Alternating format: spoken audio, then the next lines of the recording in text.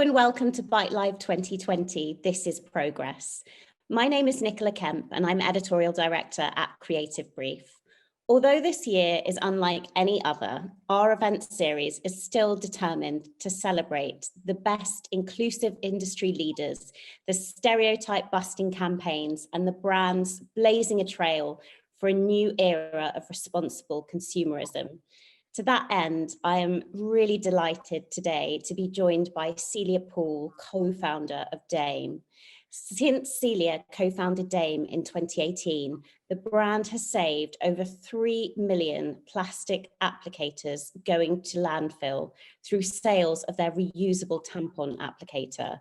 Now, culturally, we are far more comfortable discussing plastic straws than tampon applicators, but 1.3 billion disposable applicators are thrown away every year in the UK. So Dame is a really compelling example of a new breed of brand with sustainability and an inclusive supply chain at its core, which is successfully shaking up the status quo. Now, this year, perhaps more than any other, inspiring the next generation of business women by celebrating role models is more important than ever.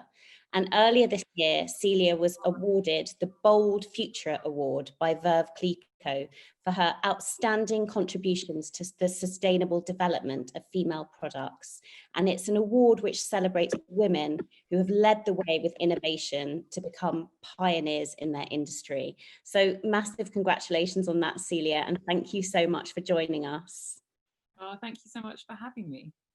So to kick off, I mean, it's really poignant that we're having this conversation in the midst. It seems like every day there is a myriad of data points showing how women are exiting the workforce. I'm not saying dropping out because I hate that phrase, like we're amorphous lemmings, but in the midst of this pandemic.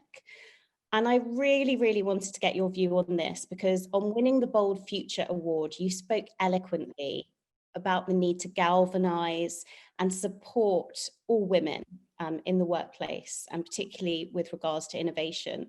Could you tell us a bit more about what that means in principle? Yeah, I think it's just, for me, a really, really important part because I guess, like you said, seeing women exiting the workplace is really scary and really sad because I know how hard it is for a lot of women to actually come into the workplace. And particularly when I'm talking about that, not just starting out in their careers, but coming back into their careers once they've had children.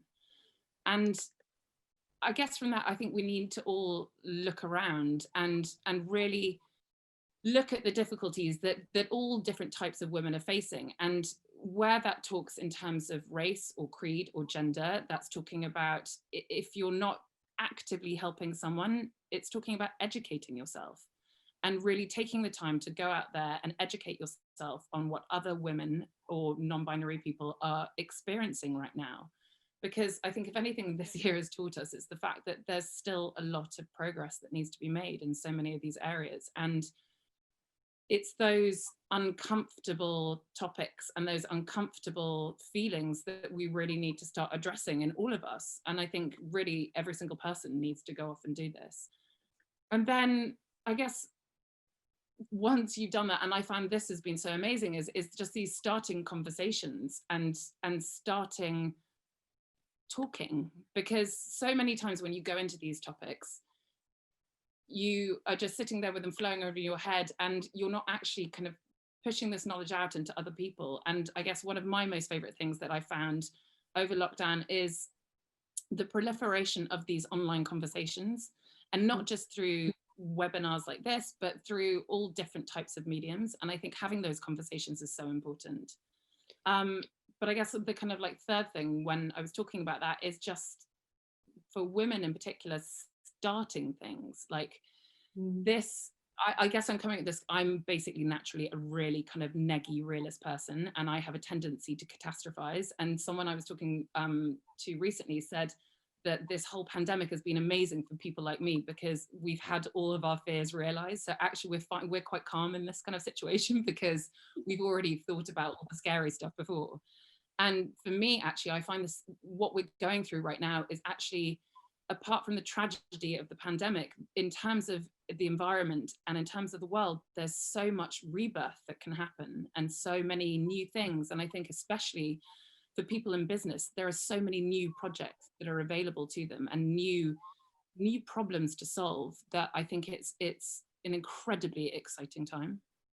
That's such an interesting point, just in terms of the opportunities for change. And I suppose the answer to what's the worst thing that can happen is slightly different in the context of this pandemic, because it feels like we're often already at that worst point, which in a way is kind of quite an interesting starting off point, and particularly with consumer behaviour changing. And we've seen so much growth in direct to consumer, so much innovation, and obviously, you know, the incredibly frustrating, incredibly exciting point, particularly for women and female innovators, has been that it's often been easier to start a new business from scratch than to get existing businesses to flex around your needs, whether that's flexible working or being heard within a corporate environment, which is so interesting.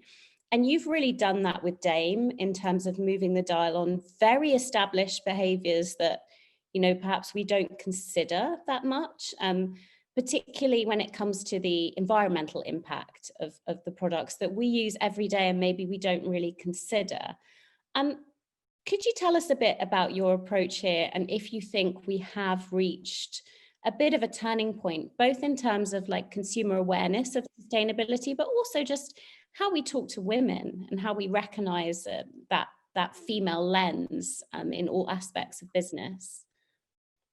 I think when we first decided that we wanted to start out and design this reusable tampon applicator, we were doing it for both environmental reasons, to stop, as you said in your introduction, these billions of applicators that literally touch the body for about 2 seconds and then get chucked in the bin and can't even be recycled because they've touched blood. And also the chemical aspect of the fact that the majority of tampons are filled with plastic synthetics and that leaching out into a woman's body. But with all this intention, we realized that we had to go up against a consumer who had really ingrained habits, and we had to really think like the consumer. Therefore, why aren't they going to buy this? Well, because of the hygiene aspect, because of the ease of use, because of all these other myriad of reasons, which we answered. But I think another big one for us was that when push comes to shove, environmental is not enough to sell a product. People want products that look cool, essentially, in this day and age. And so therefore we realized that we needed to make this product look aspirational. And to do that with a tampon is quite tricky because traditionally tampons haven't been seen as aspirational. But for us, it was really important to make sure that that brand really spoke to them, and that brand was something that they wanted to see on their Instagram feed, was something that they wanted to have on their bathroom shelf.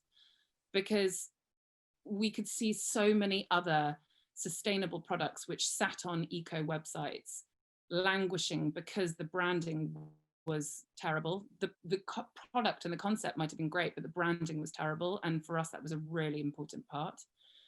But then going on to your second question of like, do we think we've reached a tipping point?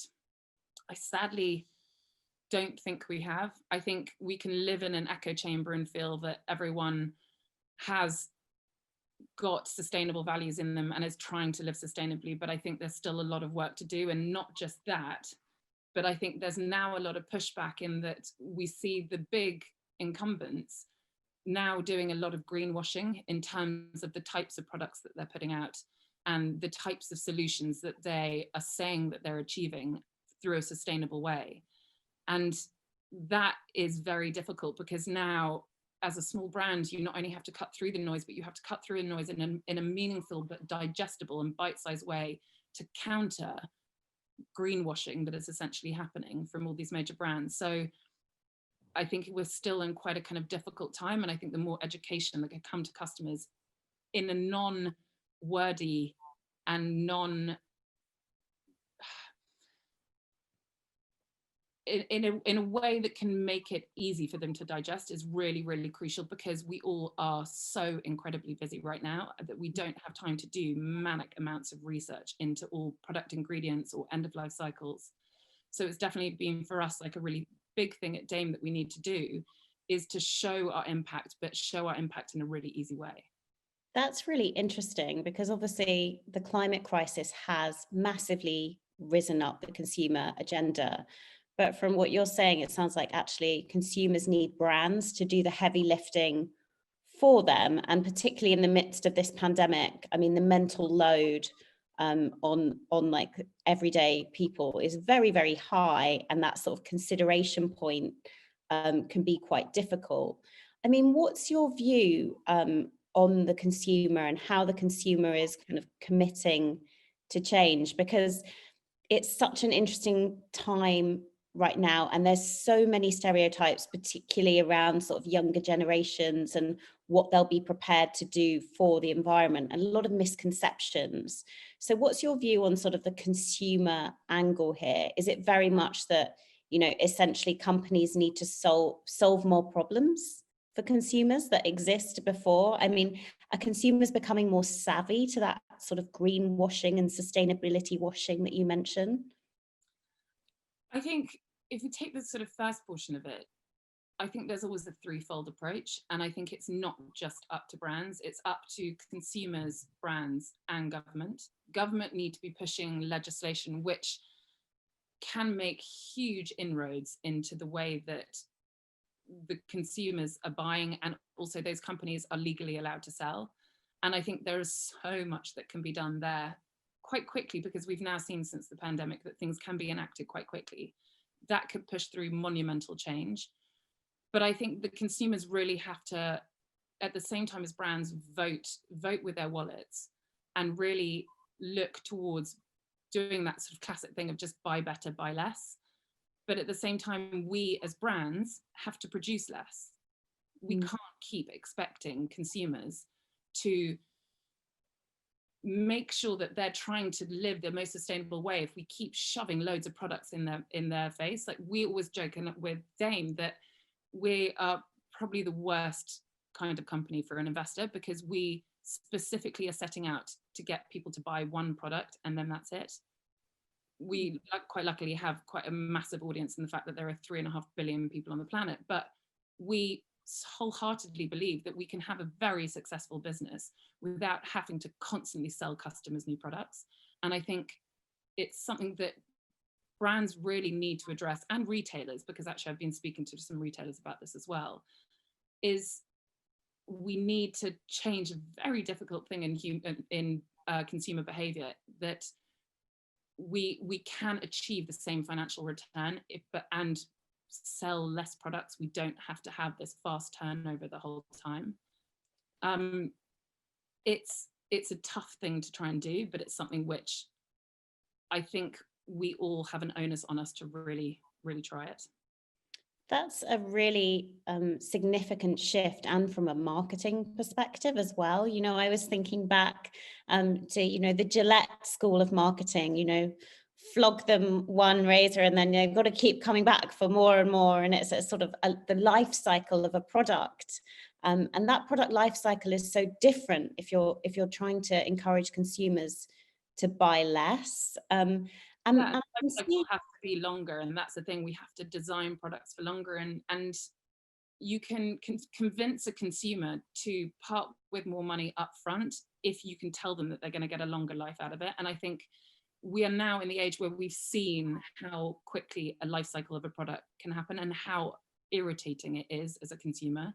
And I think there definitely feels like there's a consensus where consumers are looking for better quality products which will last longer. And do you think the current pandemic has accelerated that shift? Because we've seen, you know, the growth of the secondary sales market.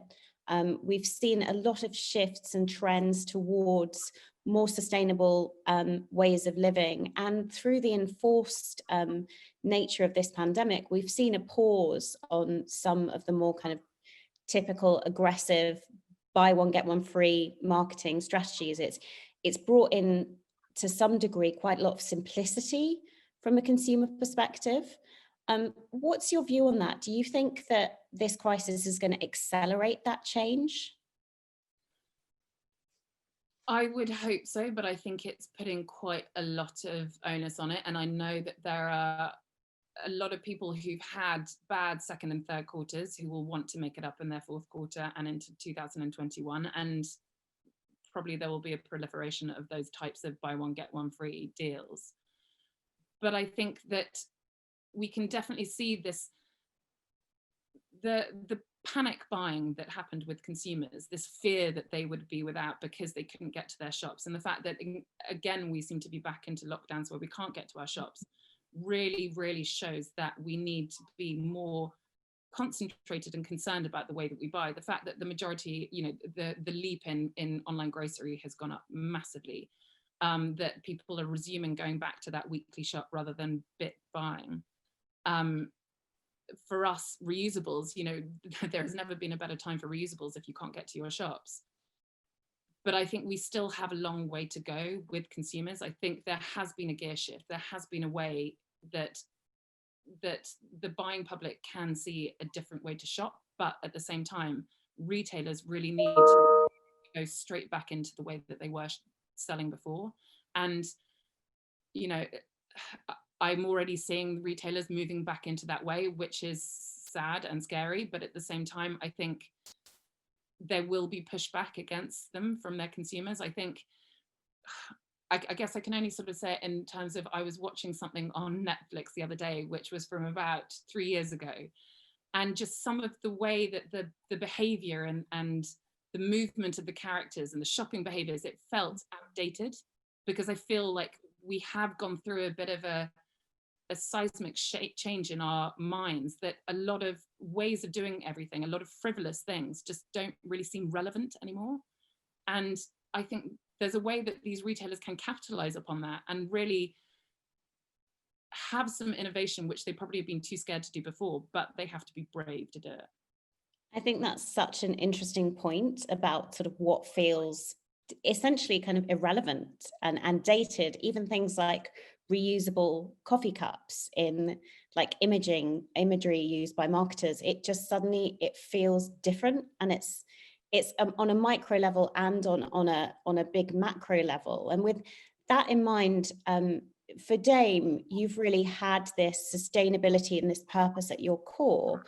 And you're one of the relatively small but growing and very influential band of BCorp companies.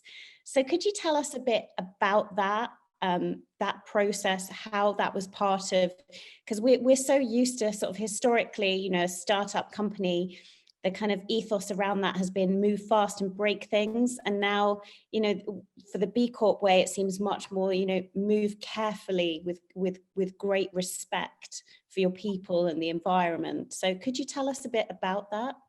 Yeah, totally. I mean, I didn't know anything about BCorp until about 3 years ago. And then when we were sort of really getting the idea for Dame and the reusable applicator, you know, when we started doing this, there were so many other values that we wanted to be part of the company. And then we suddenly came across BCorp and we were like, wow, that speaks to everything that we want to do. So BCorp is all around business as a force for good.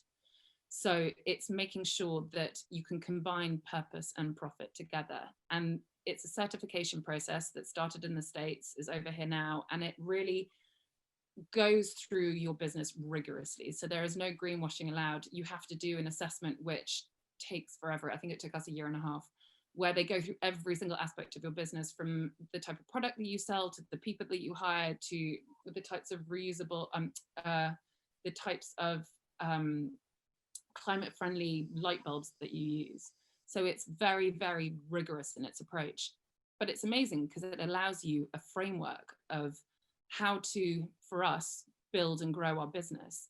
And also it connects you with a network of other like-minded businesses who are all trying to do business as a force for good in very many different ways, but they're all moving towards that. And we're seeing not just from consumers a real interest in BCorp business. We have people who come wanting to work for us purely for the fact that we are a BCorp business. And all the way through to, I think it was when Waitrose, when we first launched with them in 2019, they created a B Corp aisle on their online shopping, because they could see that there was a real push from the consumer to want to find these types of products. So it really is an incredible certification process, which is getting better at getting its name out to the consumer. It's been very good about getting out to the business, but the consumer, it's getting better at about putting it out there, and so that the consumer can really go out and find products, businesses, services that align with their values. And that's really interesting, both from sort of a business perspective, but also the sort of collaboration network that provides of other B Corp businesses, because you have an incredibly diverse supply chain and business. You worked with women at every stage of the development process, you know, engaging female lawyers, designers, medical engineers. And you also forged a partnership with an organization that supports domestic abuse survivors, providing them with crucial income. Could you tell us a bit about that, and also how this diversity has really driven the success of your product and your brand? So again, it kind of went down to sort of, I guess, the values that we wanted to do, and down to that B Corp ethos. If we were going to go out and make a product which is predominantly used by women, we wanted to make sure that that product was created by the people who were going to use it. And traditionally, these products have not been created by the people who are going to use it. And so for us, it was really important to use that at every single step of the process. And also at the same time to realize that even though we're a small company, to try and give back wherever we could. So likewise, you said that women's empowerment program. We've also done another program using women who've come out of prison and are looking for skills to retrain. We've helped them retrain by sewing various parts of our product. And it's just incredibly important for us to make sure that we can always give back and connect with other people and make sure that this is a collaborative process. Like, for example, we recently just launched our second product, which is a reusable pad. And for that, we made sure that we went out to our community in order to design the pad with them in mind. And that's the type of thing which is so important for young brands like us. We have the ability to do it. We're small, we're agile. And also in the end, it makes for a better product, which is a win all round. And with that community in mind, and just thinking more broadly about the industry and the ecosystem that potential founders find themselves in today, as well as existing businesses, it's quite difficult to find the time, the energy, the commitment. You know, we've all seen all the data. You know, I know that there's this whole notion of women working a second shift after they've finished, you know, their work for the day, and then they're doing their childcare. And I think in the midst of this pandemic, a lot of women have taken on a third shift late into the night after that second shift is done. So what would be your advice, both for people within existing companies that are really looking to advocate for change, for sustainability, and also people that are, you know, they're on the precipice of perhaps launching something new, and they're seeking a reassurance or advice? What would you say to them? I think for the people who are in current companies who are wanting to sort of make change from within, I think do exactly that. Highlight, if there's any kind of pushback, highlight the massive behavioural changes that have happened in this country in the last 6 months, and highlight that now is the time. There is a groundswell. Whenever there is big seismic change in the world, that's the most exciting time. That's the time when you can really, really make a meaningful difference.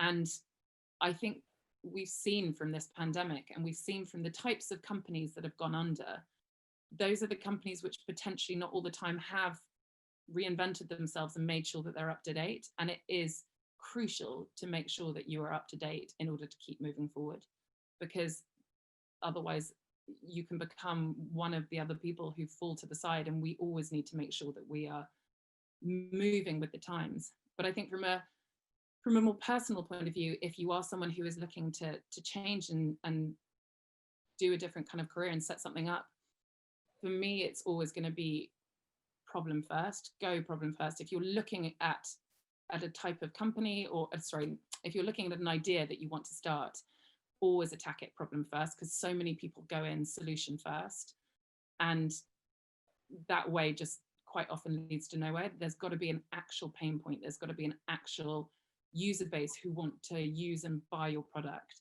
And if you constantly ask yourself that the whole time and keep bringing your focus back to that, you will be a success.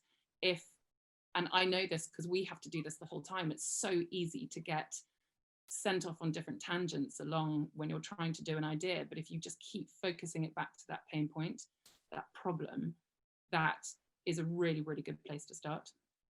That's such good insight, and it definitely feels like the current crisis has brought with it a whole myriad of additional pain points for brands to come in and support and help solve in an inclusive way.